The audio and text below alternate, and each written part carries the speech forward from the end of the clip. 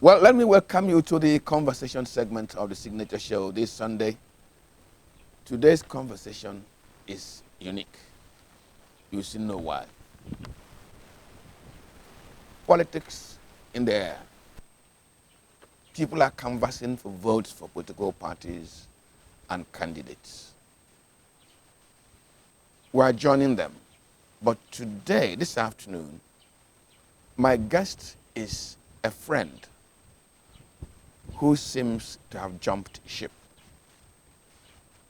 A strong advocate for the inclusion of the youth, in fact, for the youth taking over the realms of leadership in Nigeria. An economist, rounded in his profession. A presidential candidate in the 2019 election. He was the presidential candidate of the Nigeria Abundant Renewal Party. Economist Tope Fasua. Tope, return to the conversation. Yes, thank you. Where have you been? Well, I've been around, just basically minding my business, trying to survive as well. Trying to survive. Tope heard what I said. Yes. That's your friend who has jumped ship. I vehemently... From a comrade in the struggle, yes, you have now joined the bourgeoisie. Not at all, really. But you may know, as a political scientist yourself, that at every point in time, people should weigh their options and look at what is on ground. I remember that we actually tried our best in 2019 to see how far we could go. For those who are honest, who really tried honestly, they would have seen the challenges of politicking in Nigeria, especially the presidential system of government. For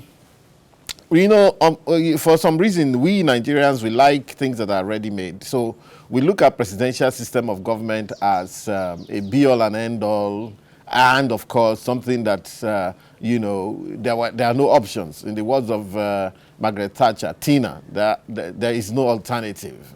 The best we could ever have. Democracy is the best system of government, bar none, except the other ones are worse and all of that stuff. However, the truth is that democracy is still rather nascent as far as the world itself is concerned. Henry David Thoreau, I think it was the one that started talking about this democracy thing in the 18th century. Before then, there were some recorded attempts at democracy from the Greeks. So the word came from the Greeks. And so if it's the system of government that's about the people, by the people, for the people, fine. The point is how. However, the federalism we're operating also comes from the United States, which, they started talking about this thing in the 18th century, 1776. They put their constitution together. So is it perfect? You probably ask yourself, why is it you have very old presidents in the United States, which we have copied from? I mean, Joe Biden is about 80 years. He celebrated 8 years, about 3 days ago. Donald Trump says he's going to come back, and he could as well. And by the time over 80. At over 80. I mean, you remember people like Ronald Reagan, they were old before they left, George H.W., you know what I'm saying? Okay, so you have a few exceptions. Even Clinton wasn't particularly young when he... So now, what that means is that you need clout. What that means is that you need to have been around. Now, the point is this. Perhaps, if we were honest, we tested that to see how far it could go for young people. It didn't go well. Not only that it did not go well, it ended in a fiasco. And that fiasco is not because of the number of votes we got. Apart from the two major parties got 97% of the votes. The rest of the 70-something parties got only 3% of the votes, which was dismal, all right?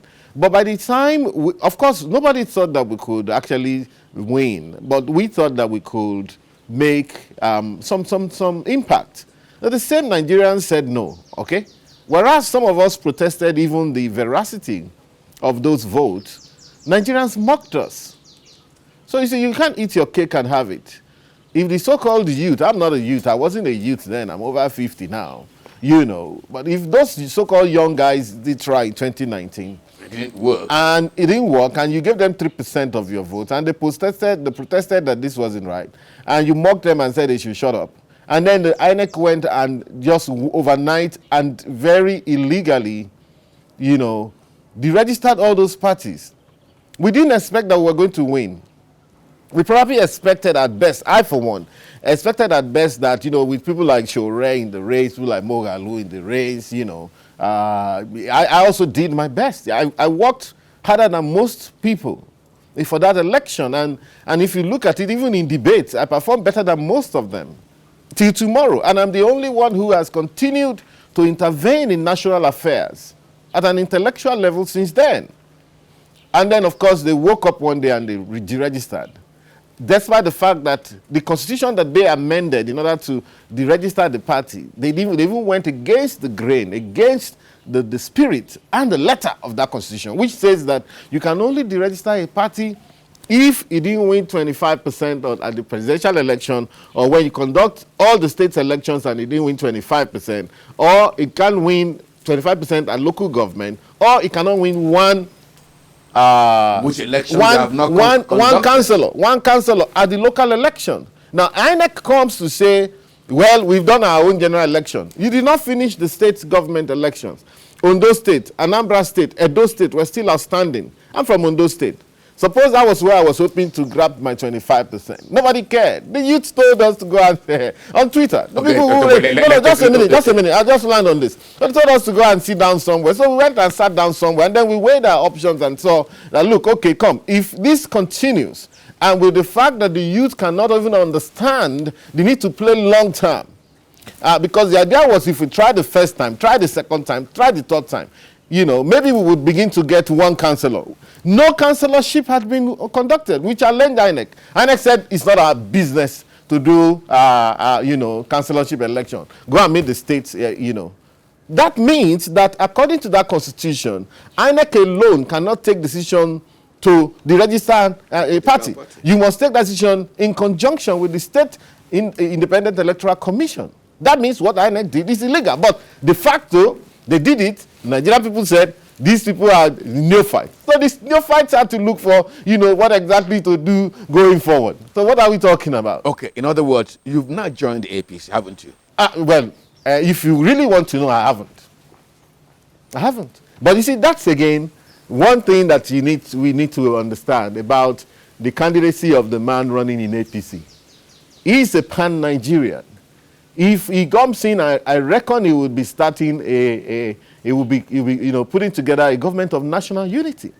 What is wrong with Tinubu coming in and saying, look, Mogalu, I think you have one or two things here. So come and join this government and let's give you this position. What are you talking about? That is exactly what we want. In fact, that is also what we wanted Buhari to do, that he failed. In 2015, he failed. In 2019, he also failed to do that.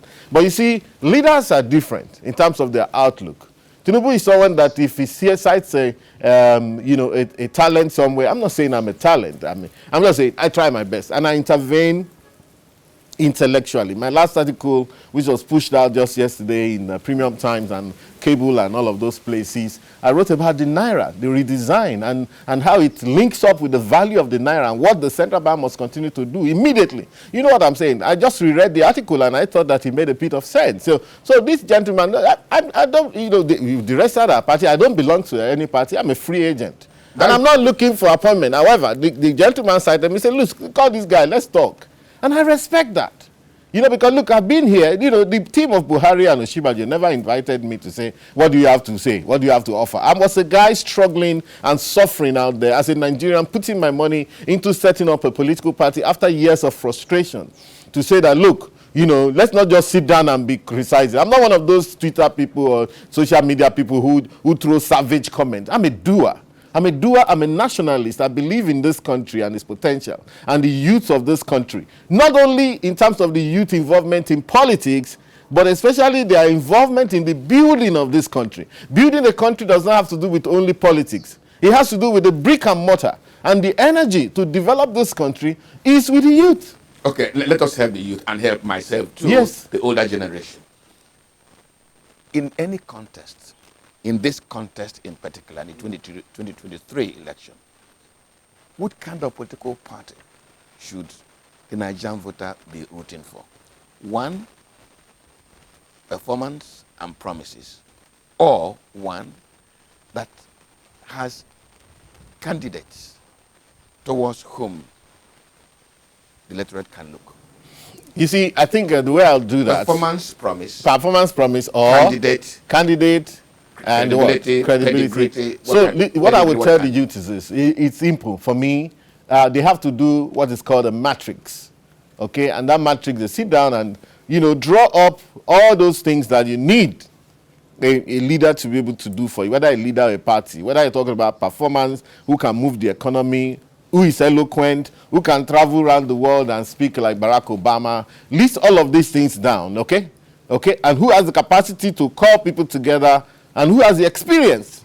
Because like they say, youth alone cannot a society make. A society of youth that pursues its old people away. And mind you, that in all of my intervention, I challenge anyone to actually put this up. I've never disparaged the old. I want to get old myself. Okay? Someone like you, I have great respect for you. Every time you call me to your show, I say, yes, sir, I'm coming. You know what I'm saying? And you're talking to me with the wisdom of the old and experience over time.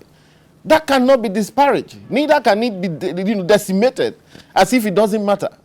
Old age matters and the experience that comes with it. All right? So I've never actually been an ageist. It's ageism for you to say, old people, let them get out. No, what are you talking about? You're going to miss the way. My people say, what an old man sees sitting down.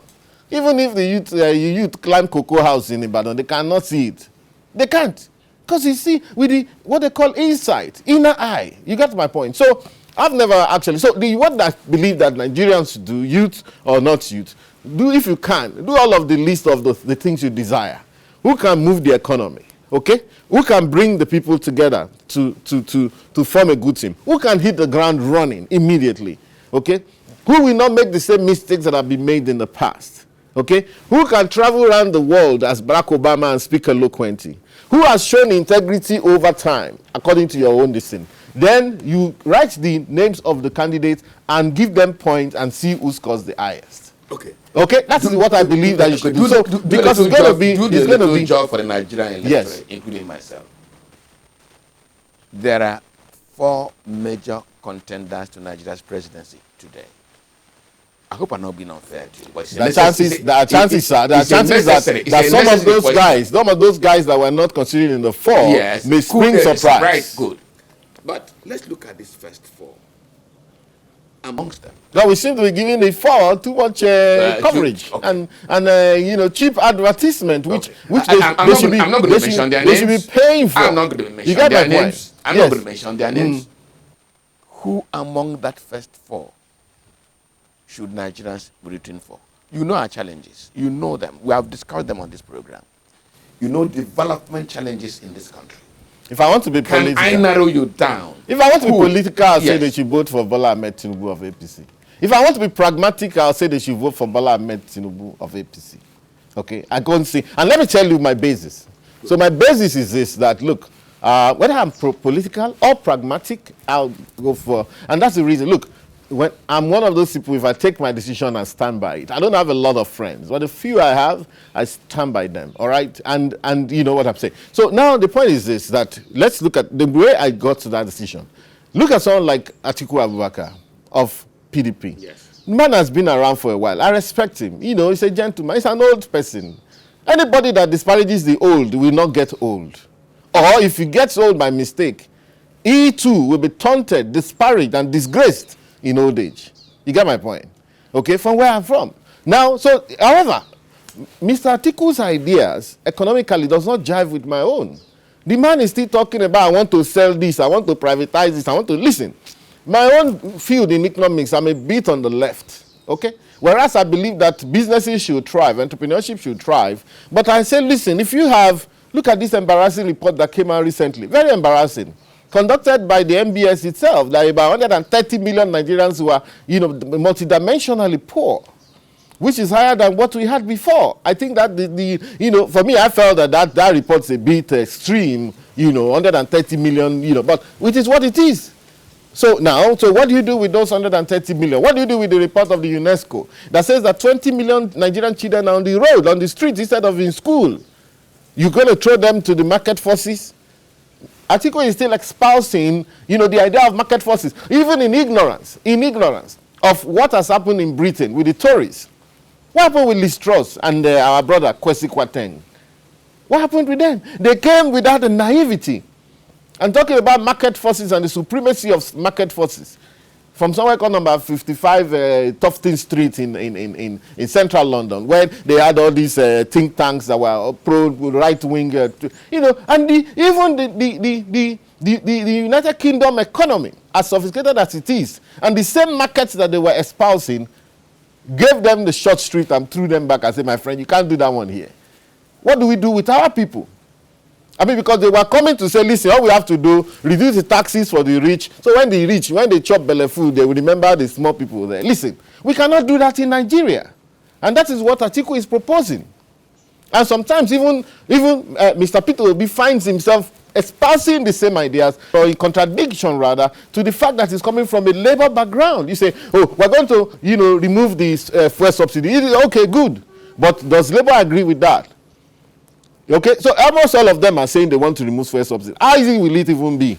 And do you know the implication of that? Will you accept removal of fuel subsidy? Sorry? Will you endorse removal of fuel subsidy? I will, but in a gradual fashion. I will, on one condition. I will on one condition, given my research in economics and all of that. And that condition is that Naira must never be devalued in the process of removal of fuel subsidy. Because it goes against it. Buhari removed the fuel subsidy. When we moved from 87 Naira to 145, it was supposed to be a full and final removal of fuel subsidy. They went to town and said, yes, we have done it now. Everybody kept quiet. They said, well, it's Buhari, is the Megaskia, is the truth teller, is the be all and end all, the father of the nation. Let us agree with him. Remember that when Goodluck Jonathan tried in 2012, all of us were on the road, saying Goodluck Jonathan is a bad person, he should revert. However, when Buhari did it, we kept quiet because we trusted him as at that point. But what happened next? Because the man fell ill, he was saying, and then the IMF was putting us under, and World Bank putting us under pressure that we needed to devalue the Naira. Okay? And of course, by the time Buhari left, Osinbajo had to take that decision and tell the CBN to move the Naira, which was then trading at about 216 on the black market, 198 in official market, that they should, then the black market had now moved to about 360. Then we moved the official to 360. What happened? The black market ran to 500. Since that time, we've been pursuing the black market.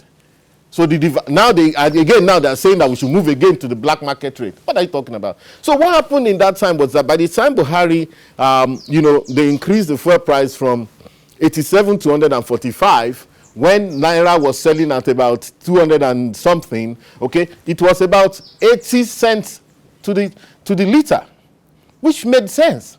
80 cents to the liter. Okay, in the US, when the going is good, you can get fuel at that level, 80 cents the liter, sometimes $1 something. When it gets bad, it begins to go to $3 per listen when things are bad.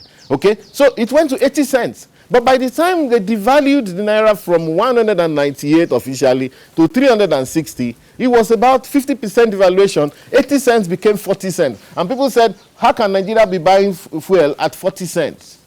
And NNPC could not come back to say, look, and so instead of calling it subsidy, they started calling it under recovery. That they were under recovering the money that they spent bringing in the fuel. So you bring in fuel worth $10 million. You could only recover $5 million. The remaining $5 million is under recovery. So if you are going to devalue, if you are going to deregulate this market fully, number one, you cannot afford. You see, in economics, there are things we call lemmas. L-E-M-M-A. When you say I'm in a dilemma. A dilemma means I have two things. I can only do one. What do I do? Which one do I choose? If I do one, I'm going to lose the other. The issue of fuel, the deregulation and the devaluation are dilemmas. Unfortunately for us, where we stand today, so you see, we have economists, but we don't have patriots. Okay, let me make this very important point, because right now we're under pressure, immense pressure, okay, to devalue further, to remove this fuel subsidy fully at once, and to increase interest rate. You can see that the central bank increased interest rate again yesterday. These are killer policies. They are giving us poison. we need to be able to say, listen, we're going to take one or two of these. For example, you can increase interest rate. We can still manage that, even though when you increase interest rate too much, you know, you are actually precipitating a recession, an economic recession, okay? Because you are making companies suffer when they borrow, you know? So, well, we can take one, but you cannot take the three. It becomes a trilemma. You cannot take the three. You have to hold on one. I said that we hold on devaluation, okay? Let's continue to manage our currency. For example, when Naira hit 900 recently, there were big men in this country, including a former central bank governor, unfortunately, someone I respect greatly, who was part of people saying, let's not forget this official rate, let's move to 900. If we move that official rate to 900, black market, so-called black market will go to 1,500.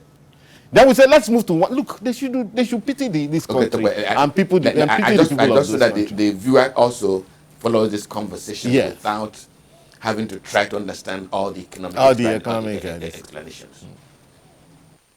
Subsidy was one reason that Tinubu, Fashola, Buhari, and other Tunde Bakare and other called progressives asked for regime change. At a point they said that fuel subsidy was a fallacy, that there was nothing like fuel subsidy. Indeed it is. There's the fallacical aspect of it. Very good. Based on that, Nigerians trusted them and gave them power. They have reneged on every step of that promise up to this point we're conversing. How can Nigerians trust a Tinubu who was part, if not leader of that movement, that has failed every promise it made? Well, they say you campaign in poetry, you govern in prose. Okay, so when it comes to brass tacks, you realize that those rosy words that you have said are untenable. Okay, so how you manage that untenability at that point in time, you know, going forward is the issue. You know what I'm saying? So, you know, but however, I'm putting some things in proper perspective here. You know, so what they understood about, look, any government that does those two things together will blame itself. Okay. Devaluation and deregulation, you finish yourself. I'm telling you from my position. I'm an economist. I'm a truthful economist. I'm a patriot in this very country. You get my point? You know, forget all those. It's not about who went to Harvard, who went to this thing. You know what I'm saying? So if you combine the two, if they look, and what I do is every idea I have, I throw it out there for people to pick. Remember up, my question. Do whatever. Why should Nigerians trust? So Tinubu? So who was part of the movements that are the reason why they may trust Tinubu, they should trust Tinubu, is that number one, he's more of a listening leader. He's more of a pragmatist. He has a better handle on economic affairs. Now, let me also let you know this thing, that in economics, for example, what we do is that, you know, sometimes you try a policy. There's nothing wrong if you have to reverse, okay, once in a while, okay? I think that he may have been part of that, even though I can't remember seeing him on the streets. I remember seeing the Bakaris of this world and all of that, you know, making all of this noise and everything, you know. So, and however, mind you also the fact that Buhari was right when he said that the subsidy is a fraud. There's a fraud aspect. Has this ceased to be a fraud today? It hasn't ceased to be now. The difference now becomes also superintending over the same fraud. You now ask yourself, what have they done to take the fraudsters out? That's the issue. Okay? I believe that Tinubu is a much more decisive leader. I'm not trying to hit the heads of the two leaders together, you know, but anyway, they'll sort themselves out. They are big men. They are politicians. They know what to do with themselves. However, if you say something is a fraud, the next thing is, okay, what are you doing to take out the fraudster? Because it's simple. June 2019, we got a report that Nigeria consumes 90 million barrels of fuel a day. 90 million liters of fuel a day. When people shouted, they revised it downward. When Kachiku came in as minister in 2015, late 2015, I think, or 2016, in fact, when he was at the Senate being confirmed, The contention was whether it was 42 million barrels or 60 million barrels. In fact, he promised that he was going to investigate it, that he doesn't believe in the numbers. And Kachiku did try. In fact, he was the only one started bringing out some reports about NNPC's performance and so on. Of course, they didn't like him. They yanked him off. They yanked him off and made him an ineffectual minister of state. Will a Tinubu presidency resolve this? I believe so. Listen, and so the first thing is this. Let's put out all of these issues and this conundrum, okay? Let's put them out. So be picked up by a decisive leader who knows, who knows what the issues are.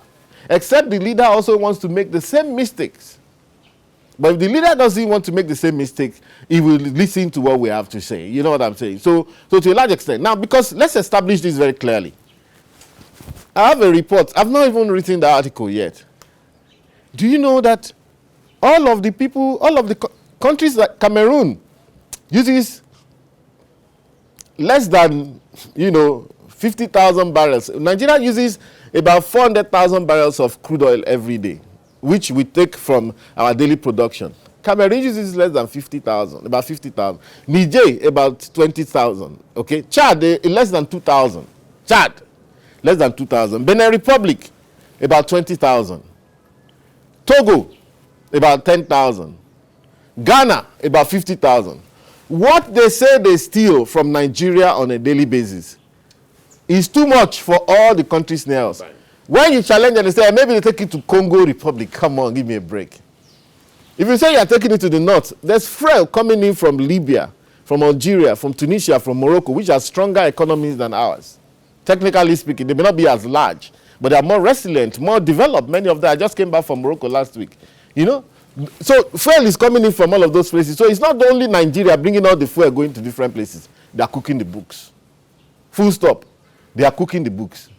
So whatever technology we need to deploy, okay, to ensure that we get to the nearest possible number.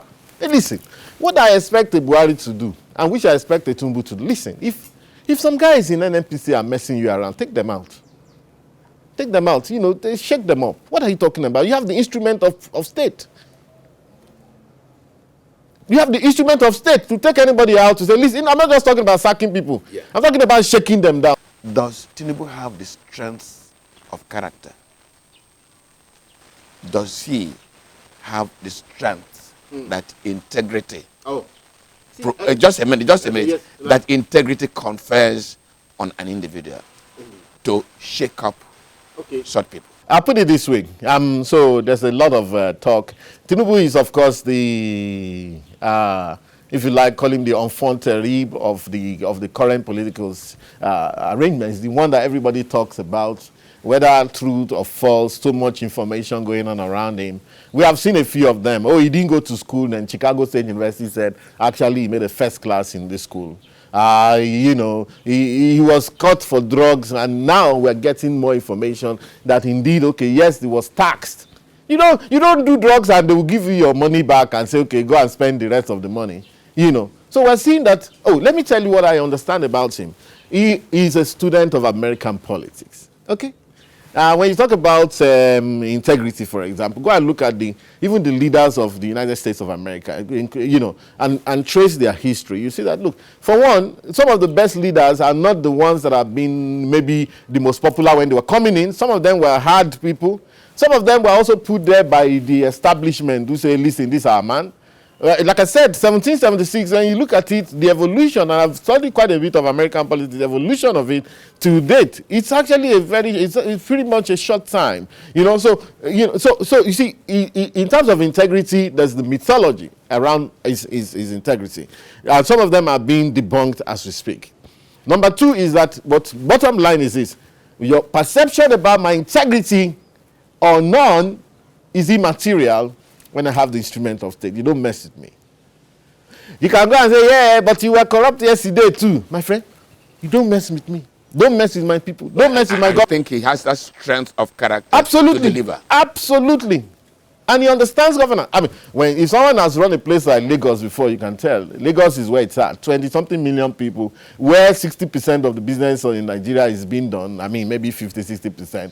The largest budget in Nigeria as per states. Everything is happening in Lagos. So too many smart boys in Lagos, But what we need to add, which if they ask people like us, I'm not looking for an appointment. Honestly, I think I've seen too many reputations damaged in government. I'd rather be left alone, doing what I do. But I'm not also afraid of responsibility. But what they need to add is that, we need a kind of a reorientation of the Nigerian mind. The fact that everybody wants to be a billionaire, and that's what's holding us down. Everybody wants to be a billionaire. Very few Nigerians can be trusted. Employ somebody who's looking for how to steal from you, how to grab your business and go and do it on his own, and all of those things. That's why we are here today. Otherwise, the resources we have will go a long way. We need policies that can affect multitudes of people. Policies that can move millions of people. Take them to a different direction, whether they like it or not. They say leadership is actually also the art and science of taking the people to where they need to be, whether they like it or not. Where they need to be. I thought I was in Morocco. I saw that in Morocco, everybody lives in a flat. They've been building those flats. They're building more. And you can't see all those ghettos. The last ghettos I saw on my way from Casablanca to Mahmedia they had demolished it. They were building the place that those people would go. And I wondered how this could be possible under a monarchy. Of course, the man's word is law. But that is what we need to do. Look at Abuja. If you are flying into Abuja, you will see the metastasis of ghettos and slums, even almost on the runway in Abuja here. Never used to be like that a few years ago. But the point is that the governments of this country consecutively have not had any serious plan for the accommodation of the common man. All these gentlemen behind the camera should be paying small money to live in good flats, in standard areas, so that our minds get rewired. You know what I'm saying? We need massive projects. Nobody is thinking, not even the private sector of this country. And I like the fact, of course, Tinubu actually proposes, as part of his deal. And I saw a video where he was saying, even to Jimovia was saying, Jim, if you are talking about corruption, that the best way of tackling corruption is to provide consumer credit. Anybody that needs a house can get it, pay on the mortgage, That is the next job for the Nigerian banking system. Enough of all of this round tripping on Forex, all these small, sharp deals they're doing. They need to now go long term. We need to invest in Nigeria long term. Let anybody that wants to get a car can get it. And pay little by little. Anybody that wants to get a house can also get that little consumer credit. It's going to help us with corruption, but it's going to make sure that the economy grows. And it's going to give Nigeria a new face. We have, from here to the airport, go on Airport Road and see. On Airport Road, slums here, slums there. We haven't even started an economy. And in this place, those things are there, those slums, side by side with abandoned luxury estates. The number of houses abandoned in this Abuja is up to 500,000. Well-built, massive houses. Look at us. You see, we're telling the world one thing. That we don't actually have respect for ourselves, and that we still want to live in those feudal kind of society where you have the super rich side by side by the super poor. You know what I'm saying? So those are the kind of ideas we need now going forward. So look, that is why somebody will steal money and millions of dollars, go and hide it under one place. A lot of people die and those monies are still there. You pack Naira, you go and put it in your soakaway and put it in your overhead tank. When the CBN said they want to do a routine function of changing and redesigning money, people went on daggers drawn. Unfortunately, the poor people were drawn into it. I say, you are fighting somebody else's war. You don't have 1 naira in your account. You are fighting the war of somebody who has 20 billion inside his soakaway. Who doesn't know that? Isn't that what you're doing now yourself? Huh? Is it not what you are doing? Me? Yes. I have 30 billion in the... Okay. No. That you don't have the 30 billion, but I'm fighting the fight of somebody who has 200 billion. Well, I don't get your proverb anyway, but I don't understand. I don't have the 30 billion. I'm fighting. I don't have any billion at all whatsoever. You know what I'm saying? But if you're talking about leadership, and the person I'm supporting, yes. Yeah, I'm supporting capacity. So I've done my own metrics, right? I've done my own metrics. And, the man emerges, by some margin, Okay, so you can say that someone, we're not even talking about someone like Kwakwanso. Kwakwanso, I watched the debate that he was involved with the other gentleman. I saw someone who was comfortable in his skin. He was in a debate. He threw some jabs here and there. He laughed. That's a man to watch. I never saw it. I never knew what he was on about until then. You know what I'm saying? He was very comfortable in his skin. That was cock and so. However, he hadn't started as a national politician early. So he can only make impact in Bauchi State where NPP is strong, Kano State where he's from. All right? Peter Obi, yes, has the perception of integrity, even though some people will try to puncture it and all of that. I think what undid him for me was that his support base became too aggressive. You don't insult me and get me to support you. You can't come and tell me you're a tribalist. That's why you're supporting Tinubu. You're this, you're that. You people are, listen, I'm going to tell you that, listen, for whatever it's worth, the dignity of a man must never be taken away. You don't take away my dignity or try to take my dignity and for me to support you. So he himself is not in control of that support base. Okay, and I also believe that sometimes he gets a bit self-conscious. In throwing all of those numbers around that he likes to throw around, he's trying to show the world that he's at home with figures. Listen, do a bit of figures as a presidential candidate, but also tell me the philosophy behind what you're doing. He's a philosopher. I'd rather he's telling me about the cats, the cats, the Demosthenes, Aristotle said this, Plato said this, and then once in a while you bring out those figures. But you're telling me divide this by this thing, it's going to be equal to this amount, go and verify. Come on. It cheapens the process a bit. I'm not saying he probably has, of course. However, there are some things that Obi is saying that any government must take on board. In fact, in that regard, they kind of played into his hand. It is true that there's too much profligacy in this country. It is true that we spend money, government money, taxpayers' money, as if money is going out of fashion. It is true that we're wasteful. You don't need a soothsayer to tell you that. It is terrible, the way we spend money. Our public finance is in a mess. So many of the other opponents cannot go down that route because they happen to have maybe be implicated in some of those kind of spending. So, but what he's saying is absolutely spot on. If he could build on that and just build on that and then philosophize on that and then begin to tell me about the numbers, the possibilities, okay, that what we can do, okay, if things were not, the way they are right now. But you know what? Everybody is unique. All of us are unique. That's the way God created everybody. Obi cannot think like me. I cannot think like Obi. When you're on the hustings, in the political hustings, the you will come out. It is you. You know what I'm saying? The way you are, you cannot mount a rostrum and talk to people for 30 minutes without them seeing who you are. You know what I'm saying? So it is who Obi is that is showing. However, for me, it won't cut it for me, because as a younger person with a great opportunity who has also drawn this much following. In fact, I would have probably wanted him to form his own party. Is he not the one taking people to Labour Party? He's the one taking people to Labour Party. He's the one people are following to Labour Party. Is he ready to go the long haul? If he doesn't win in 2023, will he stay with them to 2027? That's another thing. I would advise that if he doesn't win, he should probably stay with them and see and grow the party organically. But you see, I think there's something they've missed. And that was what happened in Port Harcourt when he went there and he did not see the Labour Party Cuba candidate who had a broken leg or something. And he went and promised Wike. That's politics for you. It's terrible. And promised Wike that, listen, we're going to leave this state for you. Just support us on this thing. Support us on the national. And we leave the rest for you. Nobody can challenge you here. Baba mistake. I was chairman of a party. You know what I'm saying? I also ran for presidency. Serious mistake. At every point in time, at that level, running for presidency or being chairman of, you must always support everybody down the line. See, what he said, he's just being naive. That is what he should have told Wike when only two of them are together and say, oh boy, I beg, please, let us work this thing out. Never you say that in public. Okay, so that tells you that tells you that look, there's naivety still around, So, and with naivety, I'm not even that naive. Without naivety, can you run Nigeria? Nigerians are very complex people, very difficult people. I wish all of them luck anyway.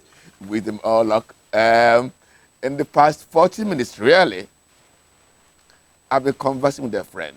You see him here, we've bantered with him again and again on issues of governance in Nigeria. Today, I decided to bring him in, honestly, to query his jumping ship But I think he says, no, I have not jumped ship. I'm not a member of APC. I'm still working the work for good governance in Nigeria. Tope, thank you very much for coming. You're welcome, sir. Thank you very much. You know that this conversation never ends, and my name never changes. I'm Wabos Njoku. Let's meet again on Sunday. Good afternoon.